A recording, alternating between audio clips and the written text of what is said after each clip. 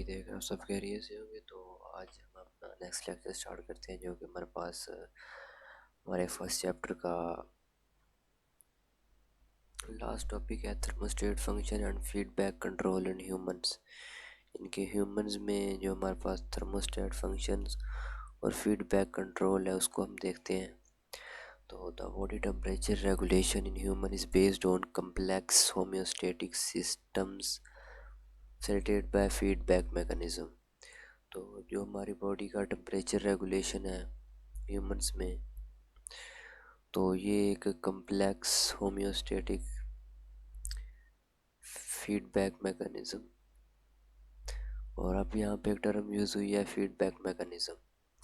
फिर हमारी बॉडी के अंदर ऑलमोस्ट जितने भी रिएक्शन हो रहे होते हैं वो सारे ही फीडबैक मैकेनिज्म के थ्रू, यानी कि कोई भी ऐसा सिस्टम जो कि अपनी ही प्रोडक्ट से कंट्रोल हो रहा हो, उस सिस्टम को हम कहते हैं feedback mechanism.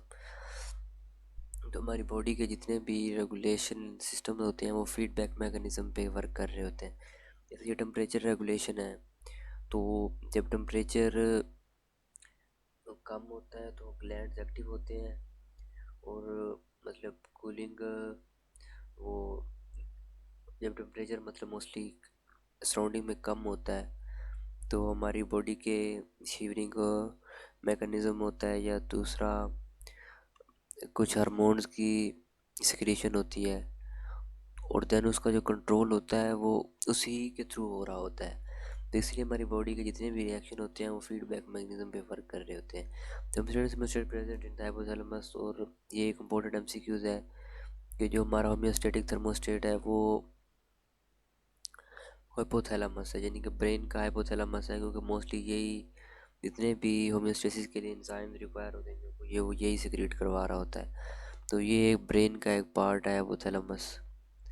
It respond to change in the temperature above the and below set point. तो ये मतलब रिस्पॉन्ड करता है टेम्परेचर अबव या बिलो 37 डिग्री सेंटीग्रेड से। तो हमारी बॉडी का जो टेम्परेचर है दैट इज़ 37 डिग्री सेंटीग्रेड या 98 डिग्री फ़ारेनहाइट। तो मतलब एग्जैक्टली यही टेम्परेचर नहीं होता, कुछ पॉइंट्स में चेंजिंग्स यानी कि नैरो रेंजेस में चेंजेस होते रहते हैं, और ये इसको मेंटेन करने में अपना फंक्शन परफॉर्म करता है। In case of increase in temperature above the set point stay in warm temperature sensitive thermostat.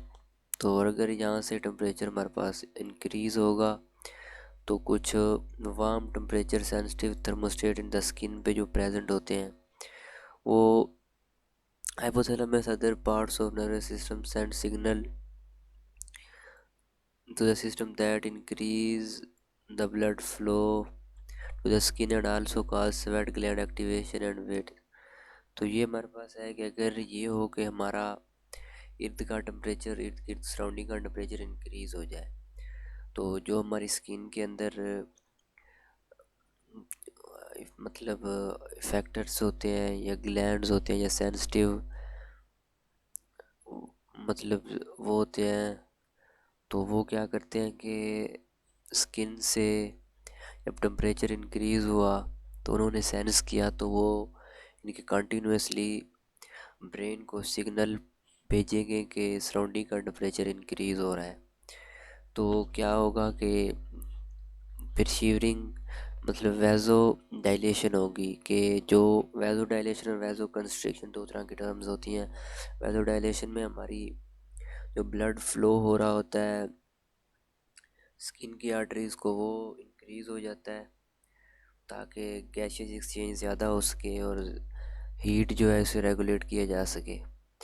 और एक तो ये होगा, और दूसरा ये होगा कि जो हमारे स्वेट ग्लैंड्स होंगे वो एक्टिवेट हो जाएंगे और वेपोरेशन से कूलिंग कॉज होगी।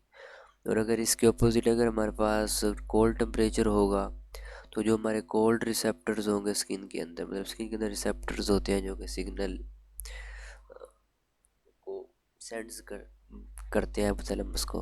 तो ये रिसेप्टर्स हमारे पास हाइपोथैलेमस को impulse to hypothalamus to inhibit heat loss. तो ये मतलब हाइपोथैलेमस को इम्पल्स भेजेंगे कि जो हीट लॉस हो रहा है इसको, एक तो इसको इनहिबिट कर दिया जाए, एंड हीट कंजर्वेशन के मैकेनिज़्म को एक्टिवेट किया जाए। तो इसमें क्या आ जाती है, इसमें वैसो कंस्ट्रिक्शन आती है कि हमारी जो स्किन की ऐसी मतलब ब्लड वेसल जो स्किन को ब्लड सप्लाई कर रही होती हैं तो वो हमारे पास कंस्ट्रिक्ट हो जाती हैं। And stimulating shivering and non shivering mechanism, और इसमें शिवरिंग और नॉन शिवरिंग मैकेनिज्म भी एक्टिवेट कर सकते हैं, यानी कि मसल्स की मूवमेंट ये शिवरिंग और नॉन शिवरिंग में आती है।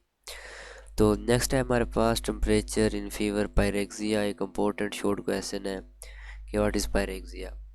तो पायरेक्सिया क्या है, जिसे हम नॉर्मली फीवर या बुखार कहते हैं। इन bacterial and viral infections mainly leukocyte increase in number. तो बैक्टीरियल और वायरल इन्फेक्शन में ये एक मोस्ट इंपॉर्टेंट एमसीक्यूज है कि बैक्टीरियल और वायरल इन्फेक्शन में हमारी बॉडी में क्या इंक्रीज हो जाते हैं, leukocytes. These pathogens and blood cell produce chemicals called pyrogens. तो ये भी एक इम्पोर्टेंट शॉर्ट क्वेश्चन है कि वाट आर पैरोजेंस। जब हमारी बॉडी के अंदर बैक्टीरियल या वायरल इन्फेक्शन से ल्यूकोसाइड इंक्रीज होते हैं तो ये केमिकल्स प्रोड्यूस करते हैं जिन्हें हम पैरोजेंस कहते हैं। और पेपर में मोस्टली ये भी एमसीक्यूज आ जाता है कि पैरोजेंस आर व्हाट आर पैरोजेंस, मतलब पैरोजेंस की नेचर क्या होती है। तो ये केमिकल्स होते हैं। Pyrogen displace the set point of hypothalamus above the normal point. तो पैरोजेंस की वजह से वो हाइपोथैलेमस पे ऊपर इफेक्ट करते हैं और बॉडी का जो नॉर्मल टेम्परेचर की रेंज होती है तो 37 से इंक्रीज़ कर देते हैं। मतलब पहले 37 होती है तो उससे इंक्रीज़ कर देते हैं। तो favour high temperature help in stimulating the protective mechanism against pathogen. तो फेवर में मतलब एक दफ़ा तो हमें मतलब फीवर हो गया है तो नेक्स्ट ये क्या होगा कि ये हेल्प करेगा स्टिमुलेट करने में protective mechanism against the pathogen, मतलब कोई और पैथोजन अटैक ना कर सके और ये उसके अगेंस्ट मतलब प्रोटेक्शन के लिए मैकेनिज्म जनरेट कर देता है। तो ये था हमारा आज का लेक्चर। अगर आपका कोई भी क्वेश्चन है तो आप कमेंट सेक्शन में पूछ सकते हैं। Thanks for watching.